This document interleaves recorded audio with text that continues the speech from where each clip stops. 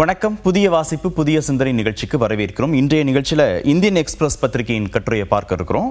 தக் லைஃப் கருத்து சுதந்திரத்தை காப்பாற்றிய உச்சநீதிமன்றம் என்ற சாராம்சத்தையொட்டி இந்த கட்டுரை எழுதப்பட்டிருக்கு. வழக்கறிஞர் திருமிகு டெபர்கா ராய் கட்டுரை எழுதியிருக்கிறாங்க. வாதிப்பதற்காக ஊடகவியலாளர் திரு ஜீவா அரங்கத்திற்கு வந்திருக்கிறார்.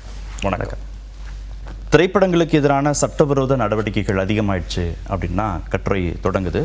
தக் லைஃப் திரைப்படத்திற்கு கர்நாடகாவில் அரசு தரப்பிலிருந்தும் மற்ற சில அமைப்புகள் தரப்பிலிருந்தும் அந்த எதிர்ப்பை உச்சநீதிமன்றம் கண்டிச்சிருக்கு. இது உணர்வு ரீதியிலான வெளிப்படுத்துதல் அப்படின்னு தானே புரிந்து கொள்ளப்பட்டது. ஆனால் உச்சநீதிமன்றம் கருத்து சுதந்திரம் அப்படின்னு இதை அணுகிறாங்க. இல்லை, இந்த தீர்ப்பு வரவேற்கப்பட வேண்டிய தீர்ப்பு. அந்த கட்டுரையிலையும் நிறைய கருத்துரிமை இந்த ஆர்டிகல் 19க்கு ஆதரவாக தான் பல்வேறு விஷயங்களை சொல்லியிருக்கிறாங்க. இந்த இதில் இருந்து நம்ம பல்வேறு விஷயங்கள் புரிஞ்சுக்கணும். அவங்க இப்போ நீதிபதிகள் தீர்ப்பில் சில விஷயங்கள் சொல்ல முடியாது, ஆனால் அதுக்கு பின்னாடி சில அரசியல் இருக்குது. இப்போ தக் லைஃப் திரைப்படத்தை என்ன காரணம் சொல்லி எடுத்தாங்க, அதில் ஏதாவது ஒரு தர்க்க நியாயம் இருக்கா? இந்த படம் எங்கள் மாநில மக்களை இழிவுபடுத்திருச்சு, உணர்வுகளை புண்படுத்திருச்சுன்னா அந்த படத்தை தடை செய்யணும்னு கேட்குறாங்கல்ல, அந்த அளவுக்கு நம்ம ஆதரிக்கிறோமோ இல்லையோ, ஒரு மாநில மக்களை இழிவுபடுத்தியிருக்கு புண்படுத்தியிருக்குன்னா நம்மளும் அந்த பக்கம் நிற்கலாம். இந்த விதங்க இப்படிலாம் பேசியிருக்கீங்க அப்படின்னு நம்ம கேட்கலாம்.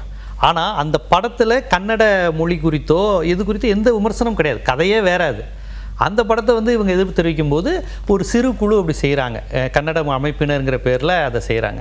நான் அதை அந்த சிறு குழு அமைப்பினர் செஞ்சதாக பார்க்கல. பின்னாடி ஒரு பெரிய வலதுசாரி தத்துவம் அதுக்கு பின்னாடி இருக்குது. வலதுசாரிகள் தான் அதை இயக்கியிருக்காங்க. வலதுசாரி இயக்கங்கள் கமல் திரைப்படத்திற்கு நெருக்கடி கொடுக்கணும்னு நினைத்தார்கள்னா அவங்களுக்கு இதில் என்ன லாபம் இருக்க போகுது? உங்களுக்கு இந்தி வெர்சஸ் கன்னடம் வந்து விடக்கூடாது இல்லையா? தமிழ்நாடு தவிர்த்து மற்ற எல்லா மாநிலத்திலையும் அவங்க சமஸ்கிருதத்தை ஒரு பெரிய புனித பிம்பமாக்கி இங்கேருந்து வந்தது தெய்வபாசைன்னு ஓரளவு நம்ப வச்சுக்கிட்டு இருக்கிறாங்க. ஓரளவு விழிப்புணர்வாக இருக்கிறது தென்னிந்தியா, அதுவும் தமிழ்நாடு தான். தமிழ்நாடு மட்டும்தான் இல்லைங்க, தமிழ்லேருந்து வந்தது தான் பிற மொழிகள்ங்கிற அந்த வரலாற்று ஆய்வுலேருந்து பேசுகிறோம். இன்னொன்று நம்ம அப்படி ஒரு ப்ரைடாக மற்ற மொழியை இழிவுபடுத்தியும் பேசலை. நம்ம இன்னும் சமஸ்கிருத மாதிரி தெய்வ மொழிலாம் தமிழை நம்ம எந்த மாநிலத்திலையும் போய் எங்கள் தமிழ் தான் தெய்வ மொழி தேவ பாஷான்னு சொல்லலை. இந்திக்கான எதிர்ப்பு இல்லை, இந்தி திணிப்புக்கான எதிர்ப்புன்னு தானே இங்கேயும் விளக்கம் அப்படிதான் விளக்கம் கொடுத்துருக்காங்க. இல்லை, அந்த உணர்வு கன்னடத்துலையும் வந்துடக்கூடாதுன்னு தான் அவங்களுக்கு பயம். ஆக்சுவலி கன்னட மொழிக்கும் தமிழ் மொழிக்கும் எந்த பஞ்சாயத்தும் கிடையாது. தமிழ் ஒருபோதும் கர்நாடகத்தில் எங்கள் மொழியை படிங்கன்னு தமிழ் ஆதிக்கம் செலுத்தலை. தமிழ்நாட்டில் இருப்பவரோடும் கன்னடர்கள் எங்கள் கன்னட மொழியை படிங்கன்னு ஆதிக்கம் செலுத்தலை.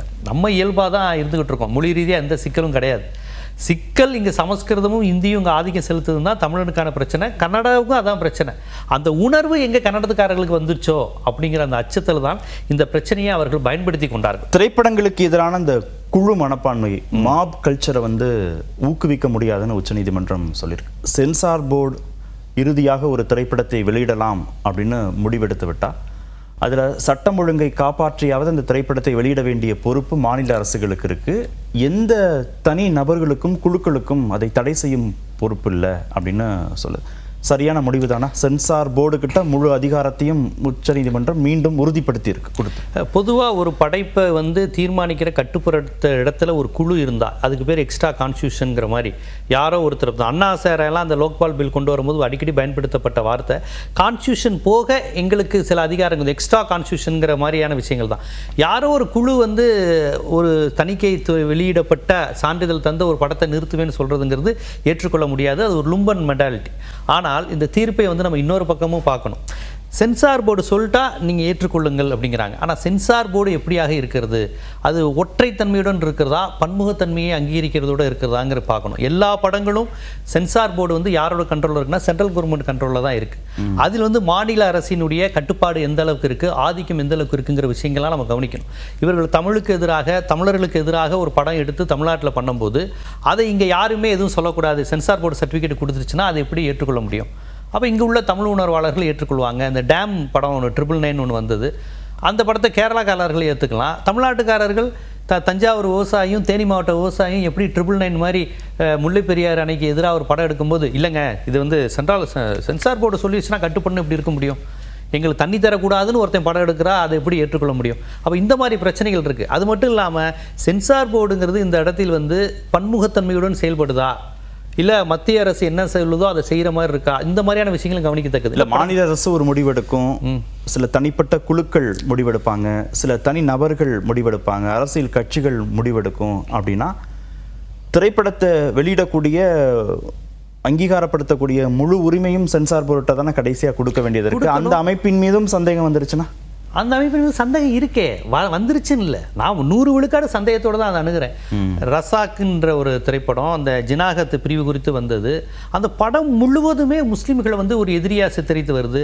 சாவான்னு ஒரு திரைப்படம், அந்த திரைப்படம் திரையிட்டுக்கிட்டு இருக்கும்போதே திரையரங்கில் எழுந்து பாரத் மாதாக்கு ஜெயங்கிறான், அழுகிறான். அந்த படத்தில் என்ன உணர்வு வருதுன்னா, மராத்தியர்கள் நாம் முகலாயர்களால் இந்த அளவுக்கு கொடுமைக்குள்ளாயிருக்கோம், நம்ம வம்சத்தையே அவங்க அழிச்சிருக்கிறாங்க, நம்ம அடையாளங்களை அவங்க அழிச்சிருக்காங்கன்னு திட்டமிட்டு உண்மைக்கு மாறான ஒரு வரலாறை எமோஷனலாக தூண்டி விடுறது. நீ பாதிக்கப்பட்டிருக்கிறாய், உன்னை பாரு அப்படின்னு. அந்த படத்தை பார்த்துட்டு போய் நான் ஒரு கலவரத்தை செய்யின்னு சொன்னால் ஒரு எமோஷனலான ஒரு இளைஞன், ஒரு பொலிட்டிக்கலான ஒரு இளைஞன், ஒரு இந்து இளைஞனை அப்படி கூட பிரெயின் வாஷ் பண்ண வாய்ப்பு இருக்குது.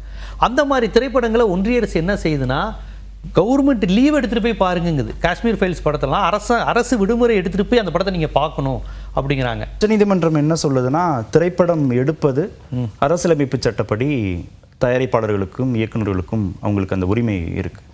ஒரு திரைப்படத்தை ஏற்றுக்கொள்வதும் புறக்கணிப்பதும் ஜனநாயக உரிமை, அது மக்களுக்கு இருக்கு. கண்டிப்பா தடை செய்வது தான் அரசியலமைப்பு சட்டத்திற்கும் எதிரானது, ஜனநாயகத்திற்கும் எதிரானதுன்னா, திரைப்படங்களை சென்சார் போர்டே அனுமதித்தாலும் அதை ஏற்றுக்கொள்வதும் நிராகரிப்பதும் மக்களின் முடிவு, அது கருத்துரிமை அப்படின்னு விட்டுறலாமா? இல்லை, அந்த அடிப்பில் மக்களுடைய விஷயங்கள் விட்டாலுமே ஒரு அமைப்புகள், கருத்தியல்கள், இதை வந்து நம்ம சொல்ல வேண்டிய கடமை இருக்குது. மக்களிடம் அப்படியே எல்லாத்தையும் விட்டு விடலாம் அப்படின்னு விட்டுட்டு அமைதியாக இருக்கிறதுக்கு அரசியல் அமைப்புகள் தேவையில்லை. அதுலேயும் ஒரு ஆபத்து இருக்கு. கண்டிப்பாக ஜென்டில்மேன் திரைப்படத்தை வந்து நம்ம கருத்துரிமைக்கு, அவருடைய கருத்துரிமை என்று சொல்லி சும்மா இருந்துட முடியாது. அந்த படம் காண்பித்து அப்பட்டமான ஒரு உண்மைக்கு மாறான தகவல். ஸ்டேட் ஃபர்ஸ்ட் வாங்கின ஒரு பையன் ஒரு முற்படுத்தப்பட்ட சமூகனால அவன் வந்து அவனுக்கு மெடிக்கல் சீட்டு கிடைக்கல, அதனால் அவன் சூசைட் பண்ணுறாங்க. இது எவ்வளோ ஒரு அப்பட்டமான போய், அப்படி எந்த சமூகம் நடப்பதே கிடையாது. அப்போ திட்டமிட்டு இளைஞர்கள்ட்ட ஒரு தப்பான கருத்தை அவங்க பதிவு செய்கிறாங்க. இப்படி தான் இருக்குன்னு. அப்போ இந்த சைக்காலஜி தான் பெரிய ஆபத்து. வன்முறைங்கிறது வெறும் கத்தி மட்டும் இல்லை, இந்த மாதிரி கருத்துருவாக்கம் தான் அடுத்தடுத்து சாதி அமைப்பை, ஏற்றத்தாழ்வை, ஆண் பெண் சமத்துவமின்மையை அடுத்தடுத்த தலைமுறைக்கு கடத்தக்கூடியது. அப்போ சென்சார் போர்டு இந்த மாதிரி படங்களை இது பண்ணிடுது. ஈழத்தமிழர்களுக்கு ஆதரவாக காற்றுக்கண்ண வேலி, குற்றப்பத்திரிகை மாதிரி படங்கள்லாம் இன்னும் ரிலீஸே ஆகலை. இன்னைக்கு வரைக்கும் தடை நீக்கப்படலை. இன்னைக்கு வரையும் தடை நீக்கப்படல. அப்போ தயிர் சாதம் சாப்பிட்றவனை அடிக்காதுன்னு சொல்கிறத விட அந்த படத்தில் அப்படி என்ன வன்முறையை சொல்லியிருக்காங்கன்னு இதுவரையும் நமக்கு தெரியல. நீங்கள் சொல்கிற மாதிரி படங்கள் வரட்டுமே, அதில் எப்படி என்ன இருக்குன்னு தெரிஞ்சுக்கலாமே. அப்போ இவர்கள் என்ன வரையறை வைத்திருக்கிறாங்க? இஸ்லாமியர்களை பற்றி எவ்வளவு மோசமாக வேணாலும் சித்தரித்து படம் எடுக்கலாம். இப்பயும் பாருங்கள், ஹைதர், திப்பு சுல்தான் மாதிரி படங்களை இவங்க எழுப்புற கற்பனை கதைகளுக்கு உண்மை கதை மாதிரி போகும். நாளைக்கு திப்பு சுல்தான் இதற்கு மேலே கொலை செஞ்சார், ஆனால் அவர் சிருங்கேரி மடத்துக்கு கோடிக்கணக்கில் பணம் கொடுத்துருக்காரு. எந்த மன்னர்களும் எந்த மதத்தையும் பகிச்சுக்கிட்டு ஆட்சி செய்யவே முடியாதுங்க. ஏன்னா அவங்களுக்கு ஆட்சியை தக்க வைக்கணும். நீங்கள் பாபர், அக்பர், ஜஹாங்கீர் யாராக இருந்தாலும் அவங்க பெரும்பான்மை மதத்துக்கு எதிரான இருக்க மாட்டாங்க. அவங்க அதிகாரத்தை காப்பாற்றிக்கணும், அவ்வளோதான். அதுக்கு இந்துக்கள் என்ன சொல்கிறாங்களோ செஞ்சுக்கிட்டோம். இது இப்படி தான் ஆட்சி செஞ்சுருப்பாங்க. ஆனால் இவர்கள் சித்தரிப்பது முகலாய மன்னர்கள்னாலே இந்துக்களை ஏதோ கொலை பண்ணிக்கிட்டே இருப்பாங்க, நிறைய பேரை மதம் மாத்திரம் தான் அவங்க வேலை, அப்படிலாம் கிடையாது. என்ன சொல்லலாம், முகலாய மன்னர்கள் யாருமே இஸ்லாம் விதிப்படிலாம் வாழ்ந்தது கிடையாது, யாரும் ஹஜ்ஜுக்கெல்லாம் போனதே கிடையாது.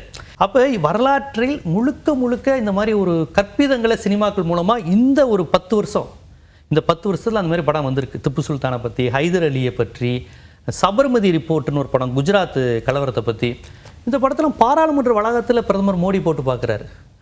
இப்போ இதை எப்படி நீங்கள் கருத்துரிமைங்கிற அடிப்படையில் எடுத்துருவீங்க? கருத்துரிமைங்கிற அடிப்படையில் ஒரு இனத்தையோ மொழியையோ மதத்தையோ வெறுப்பை கக்குவதை எப்படி கருத்துரிமை நம்ம ஏற்றுக்க முடியும்? அதை தான் கேட்குறேன் நான். மற்றபடி இப்போ தக் லைஃப் கான்செப்ட் எனக்கு தெரிஞ்சு வேறு, அதை நம்ம வந்து அது உண்மையிலே கமலஹாசனுக்கான கருத்துரிமையை தான் அங்கே மறுக்கப்பட்டிருக்கு. ஆனால் அந்த ஒரு விஷயத்தை வச்சு திரைப்படங்கள் வந்து வருகின்ற திரைப்படங்கள் எல்லாமே எதிர்க்கவே கூடாத திரைப்படங்கள், விமர்சனத்திற்கே அப்பாற்பட்ட திரைப்படங்கள்லாம் இல்லை. காந்தாரான ஒரு திரைப்படம் இந்திய அரசியலமைப்பு சட்டத்தையே அவமானப்படுத்தின படம், அந்த படத்தை கொண்டாடுறாங்க. என்ன அதில் கதை? ஒரு லேண்டை வந்து ஒருத்தர் கொடுத்துட்டேன்னா அதை எதிர்த்து கோர்ட்டுக்கு போகக்கூடாது, கோர்ட்டு தீர்ப்பு சொன்னாலும் சாமி உனக்கு தண்டனை தந்து உன் வம்சத்தை பழி வாங்கிடும்னு கதை, காந்தாரா கதை. இப்போ இந்த மாதிரி படங்களை எப்படி பகுத்தறிவாதிகள் ஏற்றுக்க முடியும், அறிவியல் சிந்தனையாளர்கள் ஏற்றுக்க முடியும்? இந்திய அரசியலமைப்பு சட்டத்தை தாங்க நம்மளை இயக்குது. உங்களையும் என்னையும் இயக்குவது இந்திய அரசியலமைப்பு சட்டம். இப்போ நான் இங்கே பேசுவது எல்லாமே இந்திய அரசியலமைப்பு சட்டத்துக்கு உட்பட்டு தான் பேசணும், அப்படி தான் பேசுகிறேன் நான். அரசியலமைப்பு சட்டத்தை விமர்சிச்சும் பேசலாம், ஆனால் இப்போ நம்ம கான்ஸ்டியூஷனை வந்து மீறி நடக்கக்கூடாது. ஆனால் இந்த படங்கள்லாம் மீறியே நடக்குது. எப்படி இந்த மாதிரி படங்களை நீங்கள் அலோவ் பண்ணுறீங்க? அப்போ இந்த மாதிரி படங்களை எதிர்த்து பேசினா இது கருத்துரிமைக்கு எதிரானது அப்படின்னு கேட்க முடியாது. வால்டா நாகராஜ் பண்ணுறது கருத்துரிமைக்கு எதிரானது. ஆனால் இந்த மாதிரியான படங்களை நம்ம எதிர்த்து பேசுவது, கேரளா ஸ்டோரிக்கு எதிராக பேசுவதெல்லாம் வந்து இது வந்து கருத்துரிமை கிடையாது. இது வந்து கருத்து அராஜகம், பயங்கரவாதத்தை திணிக்கிறாங்க கருத்துங்கிற பேரில். அதை எதிர்க்க வேண்டியது முதன்மையான கடமையாக பார்க்குறேன். நன்றி நிகழ்ச்சியில் பங்கேற்றதற்கு. புதிய வாசிப்பு, புதிய சிந்தனை நிறைவு பெற்றது.